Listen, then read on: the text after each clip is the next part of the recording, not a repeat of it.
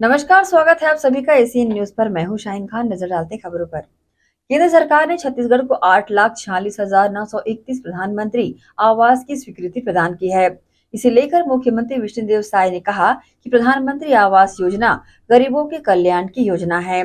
पूर्ववर्ती भूपेश बघेल सरकार में राज्य के 18 लाख परिवार वंचित हो गए थे। बघेल सरकार ने गरीबों का हक सिर्फ इसलिए छीना था क्योंकि इस योजना में प्रधानमंत्री के नाम का जिक्र था। मुख्यमंत्री विष्णुदेव साय ने उप मुख्यमंत्री विजय शर्मा, दुर्ग विधायक गजेंद्र यादव के साथ केंद्र सरकार द्वारा प्रधानमंत्री आवास योजना के तहत प्रदान की गई स्वीकृति को लेकर मुख्यमंत्री आवास में प्रेस को संबोधित किया। मुख्यमंत्री विष्णुदेव साय ने कहा कि छत्तीसगढ़ के लिए ये खुशी की बात है। पिछले 5 साल में कांग्रेस की सरकार में प्रधानमंत्री आवास से वंचित लोगों तक हम अपनी बात पहुंचाना चाहते हैं। मुख्यमंत्री ने आरोप लगाया कि 47,090 लोगों के आवास की स्वीकृति पिछली सरकार ने एक अलग योजना बनाकर दी थी। इनमें से 25,000 लोगों को आवास स्वीकृत किया था। हम पिछली सरकार द्वारा की गई घोषणा में कोई भेदभाव नहीं कर रहे हैं। इसमें भी बचे हुए लोगों को आवास योजना का लाभ मिलेगा। और आज छत्तीसगढ़ के लिए बड़ा ही खुशी का विषय है और इस खुशी को आप लोगों के माध्यम से हम लोग पूरे प्रदेश के लोगों तक और विशेषकर जो पिछले 5 साल कांग्रेस पार्टी की सरकार में प्रधानमंत्री आवास से वंचित हो गए थे उन तक पहुंचाना चाहते हैं। और इसी निमित्त आज आप लोगों को यहां पर बुलाए हैं। सबको मालूम है कि पिछले 5 साल जब छत्तीसगढ़ में कांग्रेस पार्टी की सरकार थी, श्री भूपेश बघेल उसके मुखिया थे, तो प्रधानमंत्री आवास योजना जो गरीबों के लिए बहुत ही कल्याणकारी योजना है, उनके सिर में छत देने का योजना है, जिसमें 18 लाख लोग वंचित हो गए थे। तत्कालीन सरकार राज्यांश जो 40% का रहता है वो इसीलिए जमा नहीं की कि योजना में प्रधानमंत्री शब्द जुड़ा था और कहीं न कहीं इसका श्रेय भारतीय जनता पार्टी की सरकार को और नरेंद्र मोदी जी को चला जाता। इसलिए 18 लाख गरीब लोगों का हक छीना गया। और सबको मालूम है कि 2023 के विधानसभा चुनाव प्रचार के दौरान हमारे देश के यशस्वी प्रधानमंत्री नरेंद्र मोदी जी छत्तीसगढ़ की जनता से वादा किए थे कि इस बार भारतीय जनता पार्टी की सरकार बनेगी तो जो भी मुख्यमंत्री होगा वो मुख्यमंत्री सबसे पहला काम 18 लाख गरीबों का आवास स्वीकृत करने का करेगा। हमारे आदरणीय प्रधानमंत्री जी ने छत्तीसगढ़ की जनता से वादा किया था। मोदी की गारंटी में भी ये है। और मुझे बताते हुए खुशी हो रही है कि 13 दिसंबर 2023 को हमारी सरकार शपथ ली और 14 दिसंबर 2023 को पहला कैबिनेट में ही हमारी सरकार ने 18 लाख प्रधानमंत्री आवास की स्वीकृति दे दी और जो 40% राशि राज्यांश होता है उसकी व्यवस्था हमारी सरकार ने कर ली। लेकिन ये आवास बनने में देरी इसलिए हुई कि उस वित्तीय वर्ष में जो केंद्रांश छत्तीसगढ़ का था, चूंकि प्रदेश की सरकार राज्यांश जमा नहीं की थी, इसलिए भारत सरकार ने उस पैसे को दूसरे राज्य में आवंटित कर दिया था। लेकिन जब नया वित्तीय वर्ष आया 2024 और 25 का, तो कल ही हमारे छत्तीसगढ़ के लिए कुल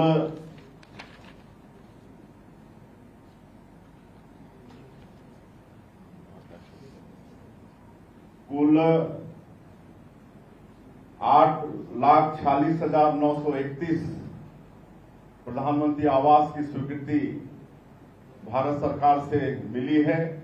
और इसके लिए पूरे छत्तीसगढ़ की तरफ से, छत्तीसगढ़ की 3 करोड़ जनता के तरफ से और विशेषकर प्रधानमंत्री आवास से जो लाभान्वित होंगे सबके तरफ से हमारे देश के यशस्वी प्रधानमंत्री श्री नरेंद्र मोदी जी को बहुत बहुत उनको धन्यवाद करते हैं, उनको साधुवाद करते हैं।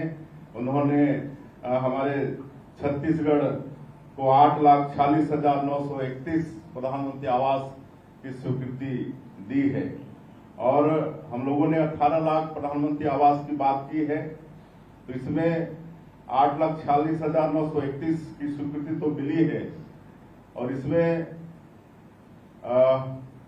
SCCC 2011 में से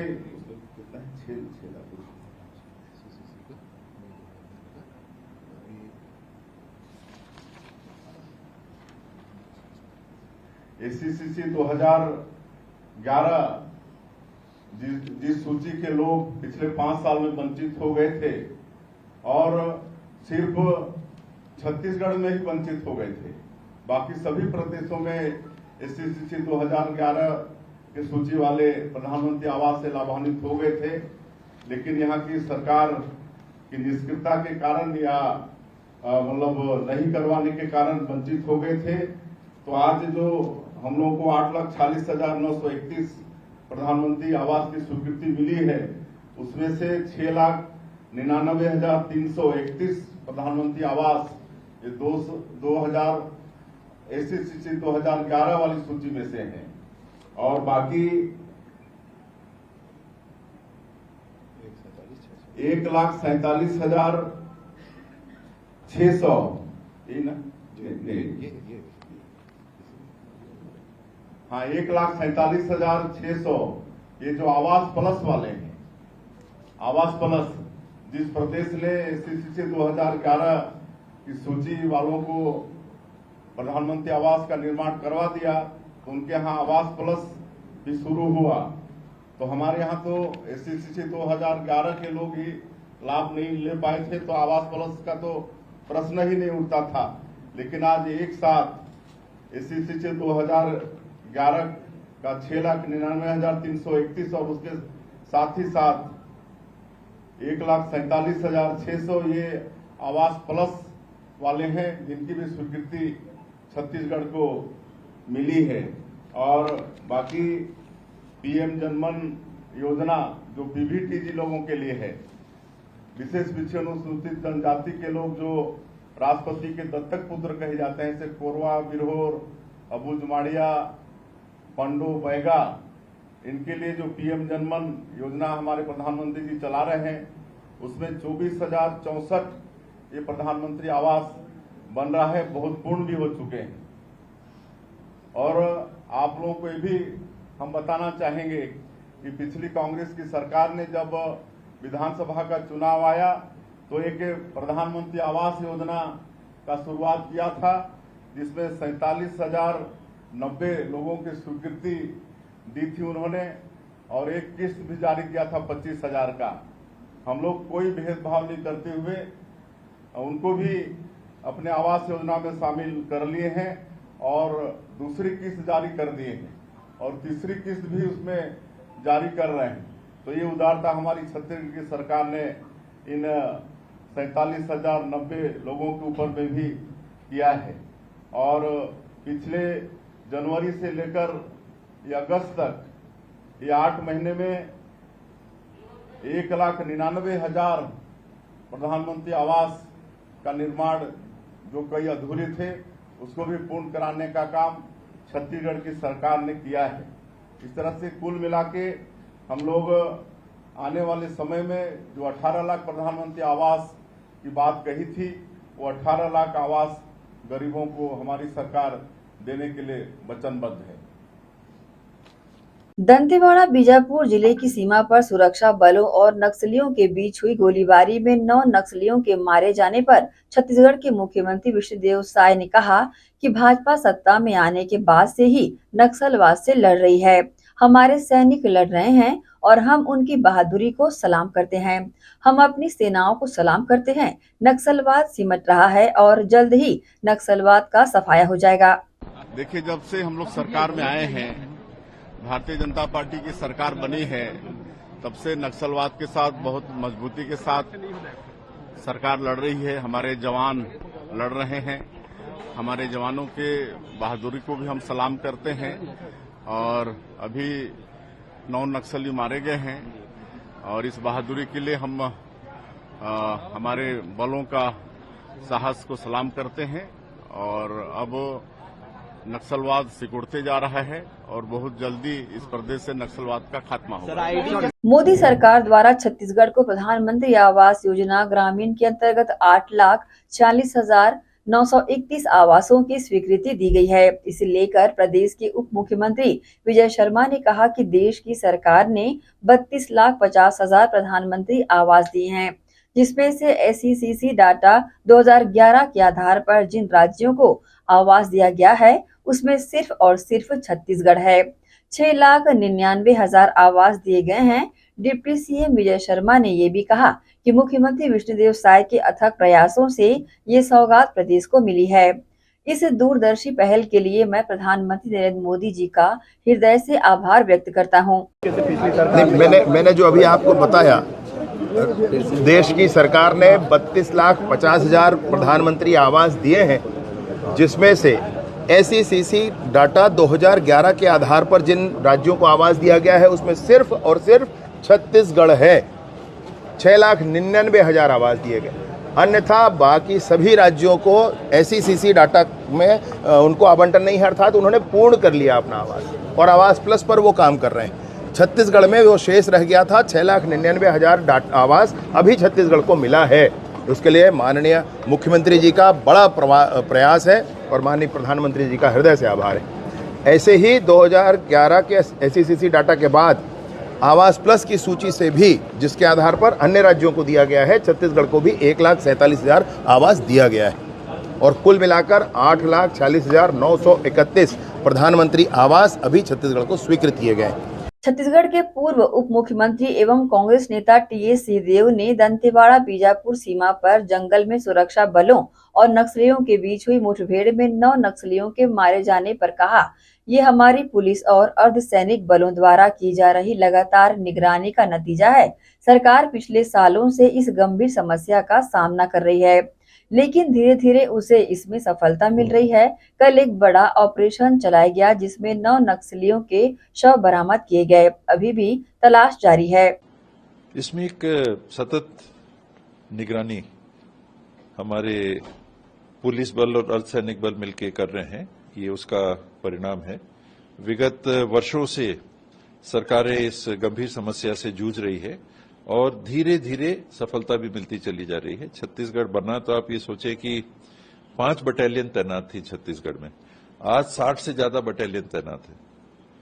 तो समय के साथ 2000 में छत्तीसगढ़ का गठन हुआ 1 नवंबर 2000 और वहां से आज हम 3 सितंबर 2024 में हैं। इस दरमियान सिक्योरिटी फोर्सेस को भी बढ़ाने की स्थिति बनी और योजनाबद्ध तरीके से जो काम हो रहा है, तो बहुत गंभीर समस्या से जूझते हुए एक आज बड़ा ऑपरेशन हुआ है, जिसमें मेरी जानकारी में भी करीब 9 नक्सलाइट्स के शरीर पाए गए हैं और सर्चिंग अभी चल रही है। बरसात का समय रहता है तो सामान्य रूप से बरसात के समय में फोर्सेस की भी गतिविधि नहीं रहती है, एक शून्य सी स्थिति रहती है, एक वैक्यूम सा बना रहता है। और आज भी जो मुझे जानकारी मिली, बारिश होते हुए में भी फोर्सेस ने ये जिम्मेदारी निभाई और 9 नक्सलाइट्स को मार गिराने में सफलता मिली है। अभी सर्च चल रहा है। वक्त है एक छोटे से ब्रेक का, जल्द हाजिर होते हैं। आप सब बने रहिए एशियन न्यूज के साथ। रवि साड़ी एम्पोरियम, जी हाँ, जयपुर की रवि साड़ी एम्पोरियम की साड़ियों की विशाल रेंज और अनेकों वैरायटियां अब दुर्ग शहर में भी उपलब्ध। जयपुर की साड़ियों में chiffon, organza, silk, Kota cotton, Chanderi और जॉर्जेट।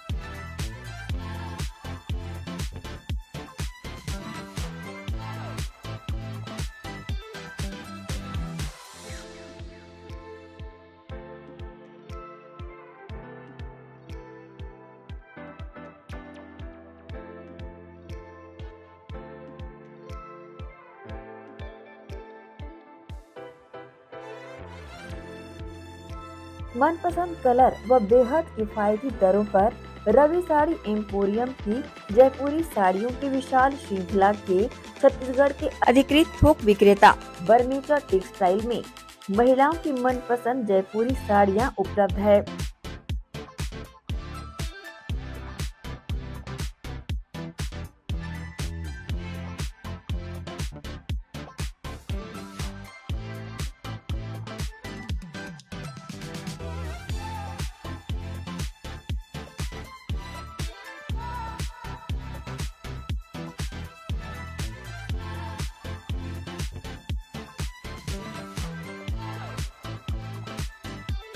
बता दें, केवल व्यापारी व दुकानदार बंधु ही संपर्क करें। हमारा पता अधिकृत थोक विक्रेता बर्मेचा textile, Digambar Jain Mandir road, Gandhi Chowk, Durg, Chhattisgarh. Mobile number 90398790।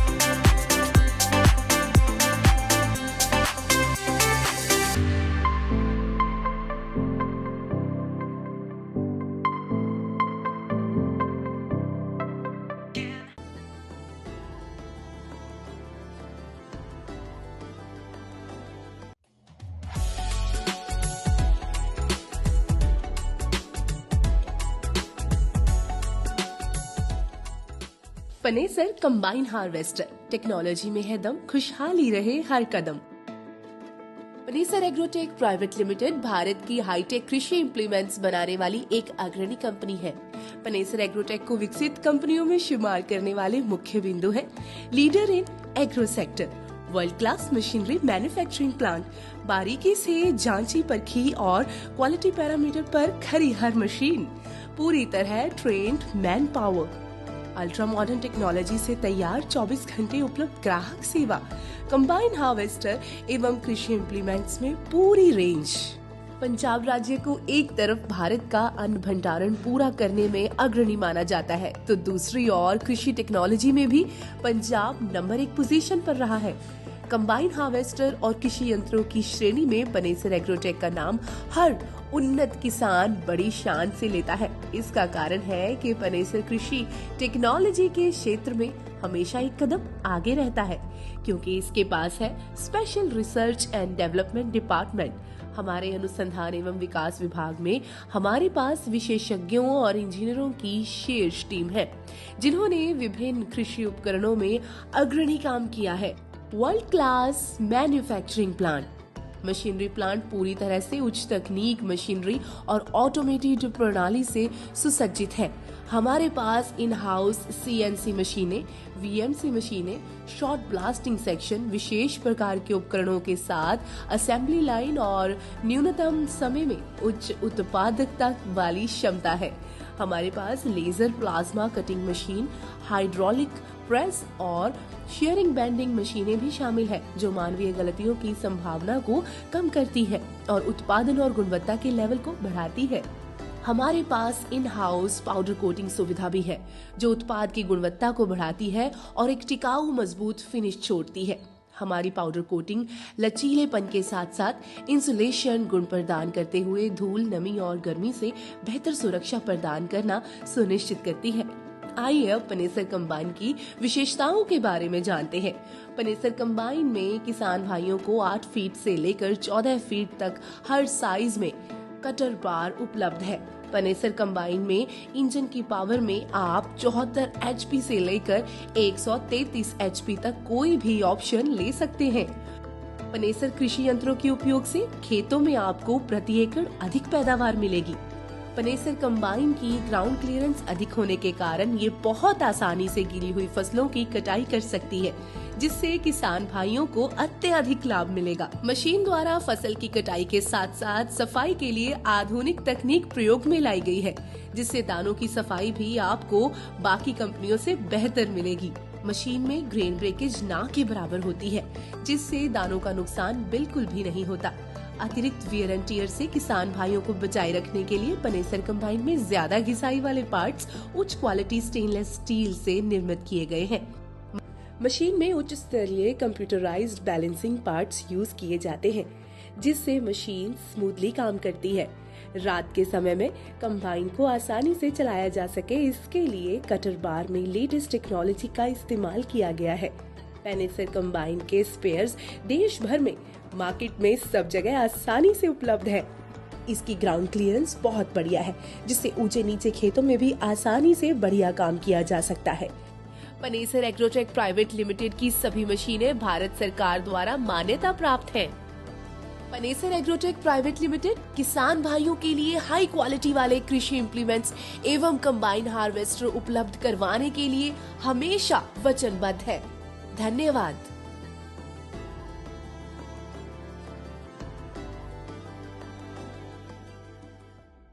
Break के बाद आपका स्वागत है। भाजपा के शासनकाल में महिलाओं पर अत्याचार और लचर कानून व्यवस्था से नाराज कांग्रेसियों ने एक दिवसीय मौन सत्याग्रह प्रदर्शन कर अपना विरोध जताया। वहीं इस दौरान सभी कांग्रेसियों ने काली पट्टी बांधकर इस सत्याग्रह प्रदर्शन में भाग लिया। छत्तीसगढ़ प्रदेश में भाजपा शासन में प्रदेश में आए दिन महिलाओं के साथ अत्याचार व गैंग रेप की घटनाएं बढ़ जाने का आरोप लगाते हुए आक्रोश जताया गया। इसी कड़ी में जिला कांग्रेस कमेटी द्वारा महात्मा गांधी की प्रतिमा के सामने काली पट्टी लगाकर मौन सत्याग्रह प्रदर्शन किया गया।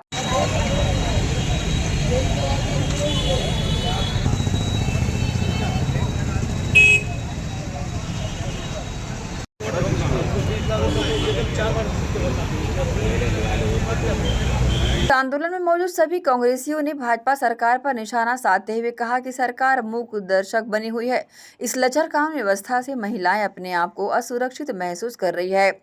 इन लचर कानून व्यवस्था और महिलाओं के साथ ही हो रहे दुराचार के विरोध में छत्तीसगढ़ प्रदेश कांग्रेस कमेटी के अध्यक्ष दीपक बैज के निर्देशानुसार प्रदेश में माता बहनों को सुरक्षा व लचर कानून व्यवस्था को सुदृढ़ करने की मांग को लेकर ये सत्याग्रह आंदोलन किया गया है। इस मौके पर पूर्व विधायक अरुण वोरा, महापौर, सभापति, ब्लॉक अध्यक्ष, महिला कांग्रेस, युवा कांग्रेस, पार्षद, पूर्व एल्डरमैन सहित अन्य लोग उपस्थित रहे। देखिए, भारतीय जनता पार्टी के खिलाफ हमारा प्रदर्शन है। भारतीय जनता पार्टी की सरकार को बने 9 महीने हो गए। यह सरकार हर मोर्चे पर विफल रही है। खासकर महिला महिलाओं की सुरक्षा के मामले में तो यह सरकार बिल्कुल फिसड्डी साबित हुई है। आज महिला उत्पीड़न की घटनाएं इतनी ज़्यादा बढ़ रही है कि सरकार का उस पर कोई कंट्रोल नहीं है। महिला सुरक्षा और क्राइम कंट्रोल करने में यह सरकार पूरी तरीके से फेल्योर रही है। हम आज मौन प्रदर्शन कर रहे हैं, सत्याग्रह कर रहे हैं पूरे प्रदेश में, और महात्मा गांधी जी के शरण में जाएंगे। उनसे यही प्रार्थना करेंगे, महात्मा गांधी जी, आप राष्ट्रपिता हैं और आप भारतीय जनता पार्टी के नेताओं को सद्बुद्धि दीजिए। सत्ता तो उनको मिल गई है, लेकिन वो मनमानी न करें, जन भावनाओं का सम्मान करें, महिलाओं की सुरक्षा का ध्यान रखें। इस बात को लेकर आज हमारा यह मौन सत्याग्रह है, और हम करीब 2 घंटे से यहाँ बैठे हैं और महात्मा गांधी जी के शरण में जाके प्रार्थना करने वाले हैं। नहीं, देखिए, वो आरोप क्या लगा है ये मैं नहीं जानता, लेकिन पुलिस तो जिसकी सरकार होती है उसी का काम करती है, और उसका काम भी वही है। तो हम आरोप प्रत्यारोप में नहीं जाते उनको, लेकिन पुलिस सबके लिए होती है, प्रशासन सबके लिए होता है, सबका ध्यान रखना चाहिए, केवल सत्ता में बैठे नेताओं का नहीं, विपक्ष में भी और आम आदमी का भी ख्याल रखना चाहिए। जब से छत्तीसगढ़ में भाजपा की सरकार बनी है, तब से अपराध लगातार बढ़े हैं। चोरी की, हत्या, लूटपाट, डकैती, चैन स्नैचिंग, अवैध दारू, अवैध गांजा की बिक्री लगातार बढ़ रही है, और भाजपा सरकार सोई हुई है। महिलाओं पे अनाचार, अत्याचार और बलात्कार और गैंग रेप की संख्या लगातार इस सरकार में बढ़ रही है, और सरकार आंख मूंद के सोई हुई है, इसमें कोई कार्रवाई नहीं कर रही है। एक तरफ भाजपा के नेता बड़े बड़े बयान देते हैं कि अगर महिलाओं के साथ कोई घटना होती तो अगले चौक पे यमराज खड़ा है। कहाँ है अब वह यमराज जो अपराधियों के लिए आप बात करते हैं? कहाँ है वो पुलिस? ये भाजपा के लोगों के कथनी और करनी में फर्क है। क्या है कि सरकार की किसकी है ये नहीं, सरकार कितना काम कर रही है। यानी उनका कहना यह है कि महिलाओं पे अत्याचार होने दीजिए। सांसद जी क्या कहना चाह रहे हैं कि जो घटनाएं घट रही है वो सही है कि गलत है? इस पे बात करें। घटनाएं रुके कैसी जाए, इस पे चर्चा होनी चाहिए। घटनाओं में कार्रवाई कैसे हो, इस पे चर्चा होनी चाहिए। घटनाएं कम कैसे हो, महिलाओं को सुरक्षा कैसे दी जाए, इस पे बात करनी चाहिए सांसद महोदय को, ना कि अगला पिछला की बात करनी। एसीएन न्यूज के लिए दुर्ग से नसीम फारूकी की रिपोर्ट। प्रदेश में महिलाओं पर बढ़ते अपराध के विरोध में भिलाई जिला कांग्रेस कमेटी के द्वारा 1 दिवसीय मौन धरना प्रदर्शन किया गया। सुपेला घड़ी चौक में हुए इस प्रदर्शन में बड़ी संख्या में कांग्रेसी शामिल रहे। मौन रहकर काली पट्टी लगाकर कांग्रेसियों ने प्रदर्शन किया। लगातार प्रदेश में हो रहे महिलाओं पर अत्याचार और दुष्कर्म की बढ़ती घटनाओं के खिलाफ कांग्रेस ने मोर्चा खोल दिया है। गौरतलब है कि भिलाई अध्यक्ष मुकेश चंद्राकर के नेतृत्व में मौन सत्याग्रह का आयोजन किया गया। सुपेला में आयोजित प्रदर्शन में बड़ी संख्या में कांग्रेसी शामिल रहे। महिलाओं पर अत्याचार के विरोध में धरना प्रदर्शन करते हुए कांग्रेसियों ने मौन रहकर अपना आक्रोश जताया। बता दें, जिला अध्यक्ष मुकेश चंद्राकर के नेतृत्व में महिलाओं पर हो रहे अत्याचार और दुष्कर्म की बढ़ती घटनाओं के खिलाफ सुपेला घड़ी चौक में मौन धरना प्रदर्शन किया गया। इस प्रदर्शन के दौरान कांग्रेस कार्यकर्ताओं ने मुंह पर काली पट्टी बांधकर अपनी नाराजगी जाहिर की। अध्यक्ष मुकेश चंद्राकर ने बताया कि छत्तीसगढ़ के विभिन्न जिलों में महिलाओं पर अत्याचार और दुष्कर्म की घटनाएं लगातार बढ़ती जा रही है। उन्होंने कहा, प्रदेश की पुलिस इन घटनाओं को रोकने में नाकाम साबित हो रही है, जिससे जनता में काफी आक्रोश देखा जा रहा है। उन्होंने आगे ये भी कहा कि महिलाओं की सुरक्षा के लिए सख्त कदम उठाने की आवश्यकता है और सरकार को इस दिशा में ठोस कार्रवाई करनी चाहिए। धरना स्थल पर जुटे कांग्रेस कार्यकर्ताओं ने शांति बनाए रखी और प्रशासन से महिलाओं की सुरक्षा सुनिश्चित करने की मांग की। मौन धरना प्रदर्शन के दौरान कांग्रेस ने यह भी संकेत दिया कि अगर जल्द ही स्थिति में सुधार नहीं किया गया तो आंदोलन को उग्र किया जाएगा।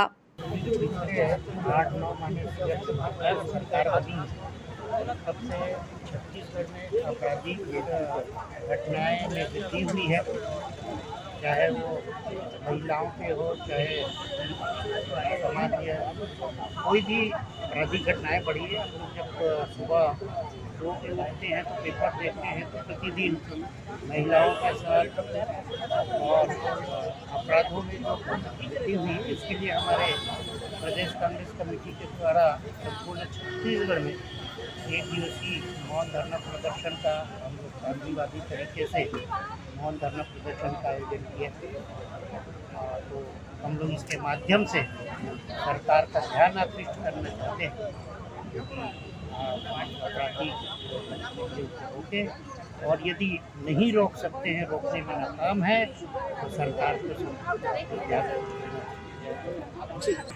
पिछले 8 महीने में बीजेपी की सरकार होने के बावजूद पूरे प्रदेश के अंदर जिस प्रकार से अत्याचार हो रहा है, अनाचार हो रहा है, और खास तौर पर महिलाओं के साथ जो अन्याय हो रहा है, उसके खिलाफ प्रदेश कांग्रेस कमेटी ने कई बार मुख्यमंत्री से मिली, गृह मंत्री से मिले, उसके बावजूद रिजल्ट ये है। आप आज भी देख रहे हो, आज के दिन भी स्थिति ये है कि यानी छोटे छोटे बच्चों के साथ जो बदतमीजी हो रही है, अब खुले रूप पर हम कुछ कह नहीं सकते, इतना ज़रूर है जो बदतमीजी हो रही है, इन तमाम चीज़ों को देखते हुए अब हमने एक ही निर्णय लिया प्रदेश कांग्रेस कमेटी कि धरना दो और ये मौन जुलूस निकालो, उससे लोगों को ये मालूम हो और महसूस हो, इसीलिए आज ये प्रदर्शन किया गया। महिला के प्रति अत्याचार अधिकांशतः बीजेपी के शासित लोगों में और बीजेपी के कार्यकर्ताओं और नेताओं द्वारा ज़्यादा महिला शोषण किया जा रहा है, किंतु क्योंकि बंगाल में विपक्ष की सरकार है, उसको ज़्यादा हाईलाइट करके वहाँ सत्ता हासिल, हर केन प्रकार से सत्ता हासिल करने का प्रयास उन्होंने किया है भाजपा ने, किंतु सफल नहीं हो पाए। तो उन्होंने एक महिला अत्याचार का नाम देकर वहाँ पे सरकार को अस्थिर करना चाहते हैं, जबकि अगर आप ग्राफ उठाकर देखेंगे उनके ही सरकार द्वारा दिए गए ग्राफ को, तो बीजेपी शासन में जितने अत्याचार हुए हैं महिलाओं के प्रति, उसमें ज़्यादा से ज़्यादा बीजेपी के जो नेता हैं, उनके कार्यकर्ता हैं, रोज़ उनके द्वारा महिलाओं का शोषण किया जा रहा है, किंतु उनके ऊपर कोई कार्रवाई नहीं की जा रही है। जैसे हम बॉम्बे में जो बदलापुर की, देखिए छत्तीसगढ़ में भारतीय जनता पार्टी की सरकार जब से आई है, बेटी होना, महिला होना, बच्ची होना गुनाह हो गया है। आप बताइए, क्या बेटी होना, महिला होना गुनाह है? क्या शासन प्रशासन केवल भारतीय जनता पार्टी के इशारे पे, नेताओं के इशारे पे केवल षड्यंत्र रचने का काम करेगी? पुलिस अपना काम करना छोड़ के, अपराधियों को पकड़ना छोड़ के केवल भारतीय जनता पार्टी की राजनीति और षड्यंत्र करने में लिप्त हो गई है। हमारी भिलाई में 4 साल की बच्ची के साथ अनाचार होता है, उसका FIR नहीं होता, बिना FIR किए जांच हो जाती है। कोंडा गांव में एक महिला के साथ दुराचार होता है, 20 दिन तक FIR लिखी नहीं जाती, जब धरना प्रदर्शन किया जाता है तब FIR लिखी जाती है। अब तो ऐसा हो गया है, पार्टी देखते हैं, अपराधी की पार्टी देखा जाती है, तब कार्रवाई होती है और कार्रवाई नहीं होती है। तो क्या मैं तो आह्वान करना चाहूँगी, महिलाओं और बच्चियों के मामले में दलगत राजनीति से उठ के जागे, अलग जगाएं इस प्रकार का कि हम जिस छत्तीसगढ़ को माँ बोलते हैं, जिस भारत की भूमि को मातृभूमि बोलते हैं, उस माँ की रक्षा करने के लिए, महिलाओं की रक्षा करने के लिए यह आह्वान है। हमारी प्रदेश कांग्रेस कमेटी में महिला, भाई बहन सारे लोग मिलकर आज पूरे प्रदेश के पूरे जिलों में मौन धरना प्रदर्शन किए हैं, ताकि ये गूंगी बहरी सरकार, कुंभकर्णी नींद में सोई सरकार, कुंठा से पीड़ित सरकार जागे और महिलाओं और माताओं की रक्षा हो सके और इनको न्याय मिल सके। मौन धरना यहाँ पर हमारे जिला अध्यक्ष द्वारा रखा गया था। उस कार्यक्रम में NSY युवा कांग्रेस, महिला कांग्रेस, सभी हमारे कांग्रेस के पदाधिकारी यहाँ उपस्थित होकर मौन धरना देकर आज उन महिलाओं के लिए जिनके ऊपर अत्याचार हो रहा है उसके खिलाफ में यहाँ धरना दिया गया। मैं यही कहना चाहती हूँ, हमारे प्रदेश के, हमारे देश के जितने भी लोग हैं, जितने भी हमारे नेता हैं, उनको यही कहना चाहती हूँ कि महिलाओं के लिए जिस प्रकार से आप कानून चेंज करने की बात कर रहे थे कि हमारा 400 पार कानून चेंज कर देंगे, तो आप महिलाओं के लिए क्या कानून बना रहे हैं? लोग दिन प्रतिदिन अत्याचार बढ़ते जा रहा है, छोटी छोटी बच्चियों के साथ बलात्कार हो रहा है, बड़े शर्म की बात है। ऐसी मानसिकता को तो चौराहे पे रख के तुरंत भून देना चाहिए। जो महिलाओं के साथ गलत विचार करते हैं। क्या आपके घर माँ बहन बेटी नहीं है? तो आपकी माँ बहन आपकी माँ बहन है और दूसरे की बेटियां आपकी बेटियां नहीं है, वो आपकी माँ बहन नहीं है। इसके ऊपर बहुत कड़ा कानून बनना चाहिए। जब हम महिलाओं को बराबरी का अधिकार चाहते हैं तो निश्चित तौर पर बराबरी का अधिकार कहाँ है? आप कैसे गलत नज़र से देख सकते हैं? आपके घर में बेटी है, आप अच्छे नज़र से देखते हैं, दूसरे की बहू बेटी इज्जतदार नहीं है। तो मैं चाहती हूँ इस देश के नेताओं को, छत्तीसगढ़ राज्य के जितने भाजपा की जो गवर्नमेंट है उनको, कि आप कानून चेंज करवाने का बड़ा अंबेडकर जी के कानून बदलने लगे चले थे, तो महिलाओं के ऊपर हो रहे इस अत्याचार को अनदेखा क्यों कर रहे हैं? निश्चित तौर पर 50 बराबरी की हमारी जो महिलाएं अगली बार आपको बताएंगी कि अगर महिलाओं को इसी तरीके से बलात्कार होता रहेगा तो निश्चित तौर पर आप अगली बार नहीं आएंगे और कभी। सुपेला घड़ी चौक में आयोजित इस मौन प्रदर्शन में रिसाली महापौर शशि सिन्हा, MIC संदीप निरंकारी, जोन अध्यक्ष राजेश चौधरी, सुरेश वर्मा, पूर्व महापौर सुश्री नीता लोधी, भिलाई निगम सभापति गिरिवर बंटी साहू सहित बड़ी संख्या में कांग्रेसी शामिल रहे। सभी ने एक स्वर में महिलाओं पर होते अत्याचार के विरोध में आक्रोश जताया। ACN न्यूज के लिए शाहीन खान की रिपोर्ट। दुर्ग के गौरव पथ पर स्थित महिला समृद्धि बाजार का इन दिनों बुरा हाल है। दुर्ग निगम की अनदेखी और लापरवाही के चलते परेशान उठे हैं वहां के व्यवसायी। न पानी, न शौचालय, न साफ सफाई, सभी तरफ सिर्फ बदहाली ही बदहाली। यूँ तो हमर दुर्ग और हमर स्वच्छ दुर्ग का स्लोगन लिखकर दुर्ग नगर निगम अपनी दस्तावेजों में वाहवाही खूब बटोर रहा है, लेकिन वही निगम संपत्ति पर बनी दुकानों पर अपना व्यवसाय कर रहे दुकानदारों समस्याओं के निराकरण के लिए कोई भी जिम्मेदार तैयार नहीं, जिसके चलते इन व्यापारियों को काफी परेशानियों का सामना करना पड़ता है।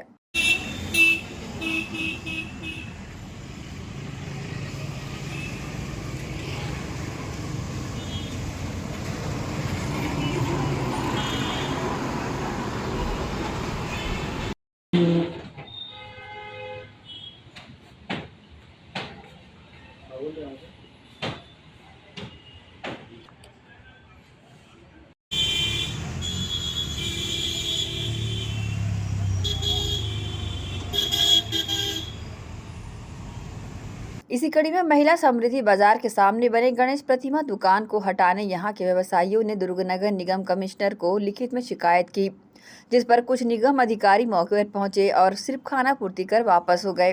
व्यवस्था जस की तस यहां पर रही। आप देख सकते हैं किस तरह से मुख्य मार्ग के किनारे लंबी लंबी दुकानें सजाई गई है और समृद्धि बाजार कॉम्प्लेक्स को भी ढाकते हुए दुकानें लगाई गई है। जितना अच्छी करेंगे ना उतना लोग भागेंगे। ये जब तो किसी को पाल पोस नहीं सकते तो अधिकार नहीं, उस पर अधिकार जगाने तो किस हैसियत से उसको रोकता है जाने के लिए।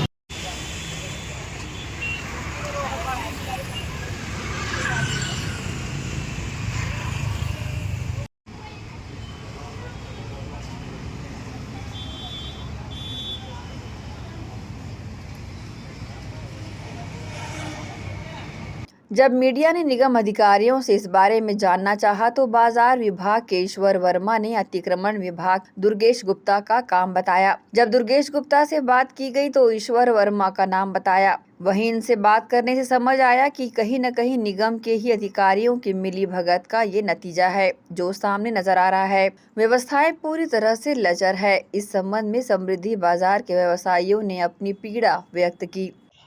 सर, यहाँ हमारा ऑफिस है तो गाड़ी वगैरह निकालने के लिए बहुत समस्या होता है, पानी की भी समस्या है, रेड बात का समस्या है। हम लोग गर्ल्स हैं तो बहुत सारी दिक्कतें हो जाती है ना। बॉयज़ तो चलो जैसे भी एडजस्ट कर लेते हैं, पर गर्ल्स के लिए बहुत दिक्कत हो जाता है। तो पानी की व्यवस्था और टॉयलेट वगैरह का थोड़ा सा व्यवस्था कीजिए, ये हमारा कहना है। बहुत दिक्कत होता है और शाम को बहुत ज़्यादा भीड़ होता है। गाड़ी अंदर करने के बाद निकाले, हमको सोचना पड़ता है कि निकाले कैसे हम, और रखने के लिए सोचना पड़ता है। रख देंगे तो फिर निकालेंगे कैसे। हम चाहते हैं कि इनको अलग से जगह दिया जाए जहाँ अपने दुकान लगा सकें और किसी को तकलीफ ना हो। मैं यहाँ करीब 5 साल से काम कर रहा हूँ। हर साल हमको यही देखने मिलता है यहाँ पे। मेरा नाम शशि कुमार सिंह है, मैं ही काम करता हूँ। कहते हैं आपको ये नगर निगम का महिला समृद्धि कॉम्प्लेक्स है, दुर्ग जेल रोड में स्थित है। और यहाँ पे हम लोग को जो समस्या होती है वो पानी की हो रही है अभी, और रात में जो है यहाँ पे लाइट की व्यवस्था नहीं है। कई सालों से ऐसे ही उजाड़ पड़ा हुआ है और इसमें जिसको भी दुकान अलॉट हो गई है वो भी दुकान पता नहीं क्यों नहीं खोल पा रहे हैं। तो ये सारी समस्याएं हैं और आप देख रहे हैं कि पीछे की तरफ जो है गणेश पंडाल लगा हुआ है, ये हर साल इतना बड़ा लगा देते हैं कि कोई ग्राहक अंदर आ भी नहीं सकता। बाहर शाम के तो इतनी भीड़ हो जाती है कि कोई अंदर कॉम्प्लेक्स में घुसने में उसको बड़ी परेशानी होती है। और यहाँ पे बहुत सारे दुकानें और ऑफिस हैं जिसमें हमको स्वयं की अपनी गाड़ी रखने में प्रॉब्लम होती है। कई बार गाड़ी खड़ी करने के बाद ये स्थिति हो जाती है कि हम अपनी ही गाड़ी निकाल नहीं पाते।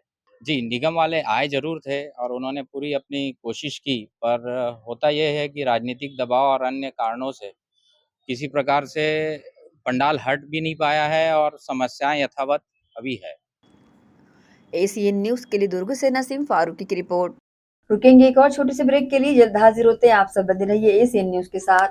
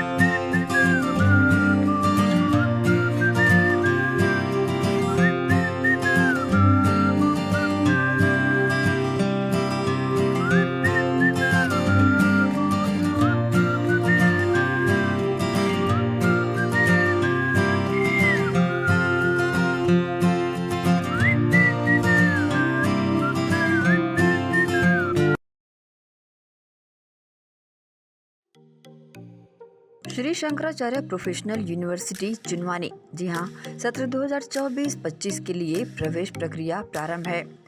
डिप्लोमा इन फार्मेसी एवं बैचलर ऑफ फार्मेसी के लिए प्रवेश प्रारंभ है। बिना PPHD दिए सीधा प्रवेश।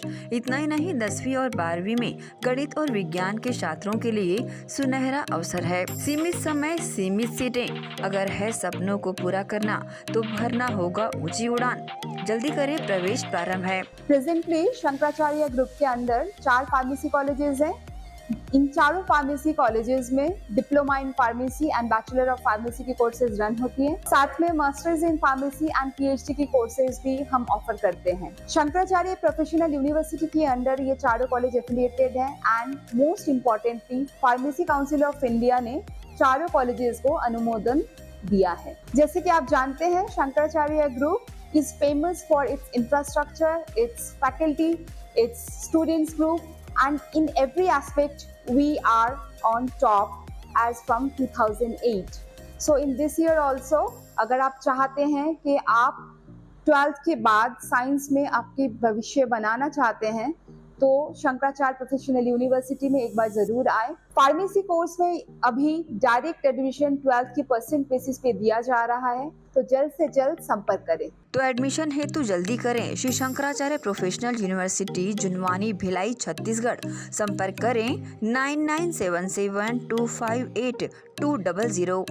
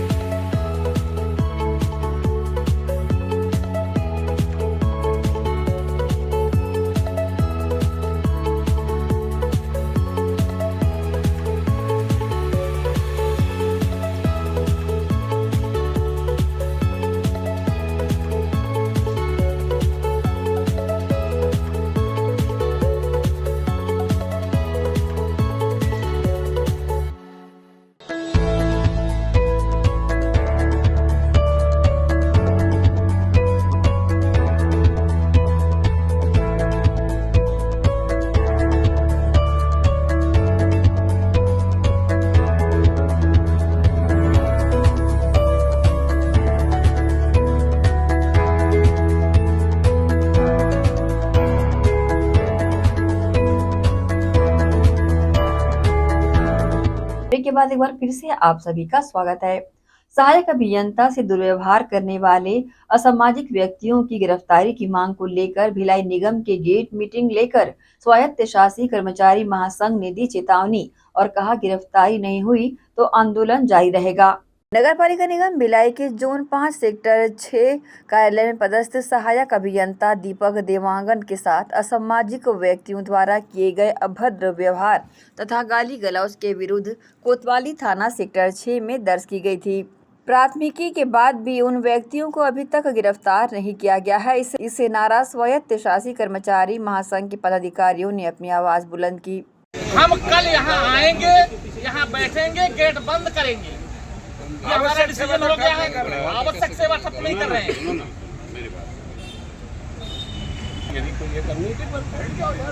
प्रतिक्रिया शासन प्रशासन को लगना चाहिए। कर्मचारी अधिकारी वर्ग आंदोलित है।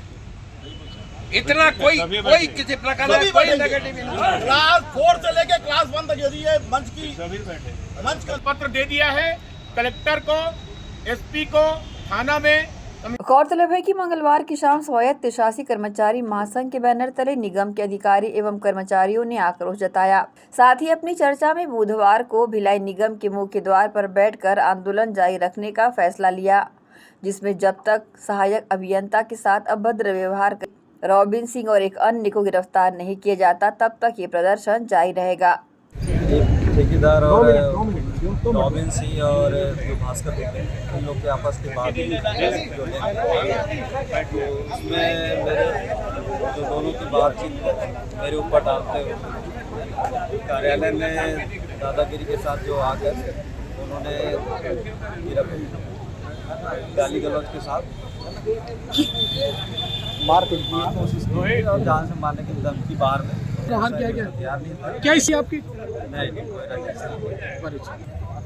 अब हम जो मेरा जो है वो संघ के साथ अब मैं जुड़ा हूँ। अब संघ जो निर्णय लेगा वो, क्योंकि ये जो है घटना मेरा एकमात्र का नहीं है, ये सब पूरे नगर निगम की घटना हो गया है। सितंबर को दोपहर 2 बजे जोन कार्यालय 5 में सेक्टर 6 में जो साईं मंदिर रोड पर है, वहाँ हमारे इंजीनियर सहायक अभियंता दीपक देवांगन जी के साथ कुछ असामाजिक तत्वों ने आकर उनसे पैसे की अपने काम के प्रतिकूल पैसे की मांग के लिए लेकर उनके साथ अभद्र व्यवहार किया गया।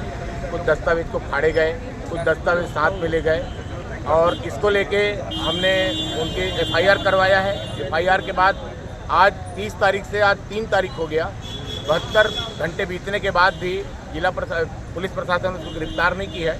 इसलिए हम लोग प्रतीकात्मक स्वरूप यहाँ गेट मीटिंग करके कर्मचारियों से राय मांगे हैं और कल का 1 दिवसीय धरना प्रदर्शन का स्वायत्त शासी कर्मचारी संघ ने निर्णय लेकर जिला प्रशासन पुलिस प्रशासन को ज्ञापन सौंपा है। हमारी मांग यह है कि जो घटनाक्रम में संलिप्त था, जो दोषी लोग हैं, अपराधियों को तत्काल गिरफ्तार किया। वो रॉबिन सिंह है और भास्कर दुबे करके 2 लड़के का नाम सामने आया है। उन्होंने हमारे इंजीनियर के साथ बदतमीजी की है और दीपक इंजीनियर हमारे साथ है। आप उनसे जानकारी। मैं शरद दुबे स्वायत्त शासी कर्मचारी महासंघ का प्रदेश महामंत्री। एसीएन न्यूज के लिए दुर्ग से नसीम फारूकी की रिपोर्ट। दुर्ग पुलिस ने बीती रात दुर्ग के नया बस स्टैंड पहुंचकर सरप्राइज चेकिंग की। वहां मौजूद लोगों में अचानक पहुंचे पुलिस टीम को देखकर अफरा तफरी का माहौल रहा। जांच के दौरान दुर्ग पुलिस को बड़ी कामयाबी भी हाथ लगी है। दुर्ग के नया बस स्टैंड में बीती रात दुर्ग पुलिस के द्वारा दुर्ग सीएसपी के नेतृत्व में अचानक सरप्राइज चेकिंग का अभियान चलाया गया। इस चेकिंग के दौरान मौजूद खड़ी बसों की जांच शुरू कर दी गई। बताना चाहेंगे, इस दौरान बड़ी संख्या में थानों की 3 टीम मौके पर पहुंची और अचानक जांच में जुटी देखी गई।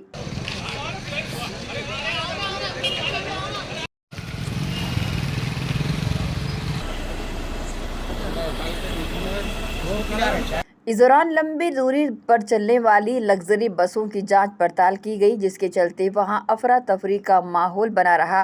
एक बस की जांच में लगी पुलिस टीम को बड़ी मात्रा में अवैध गांजा और वहीं दूसरे के पास से चांदी मिला। इस दौरान मौके पर ही गांजे के साथ एक आरोपी को गिरफ्तार किया गया। वहीं जब्त चांदी के साथ पकड़े गए व्यक्ति से पूछताछ की जा रही है। आपको बताना चाहेंगे, जिस बस में गांजा मिला उस बस के यात्रियों को उतारकर पूरे बस की चेकिंग की गई थी। 2 अलग-अलग बसों से ये अवैध सामग्रियां जब्त की गई है। फिलहाल दुर्ग पुलिस इस मामले में पूछताछ कर रही है। आज वरिष्ठ अधिकारियों के दिशा निर्देश पे बस स्टैंड पे ये सूचना पर रेड कार्रवाई की गई थी।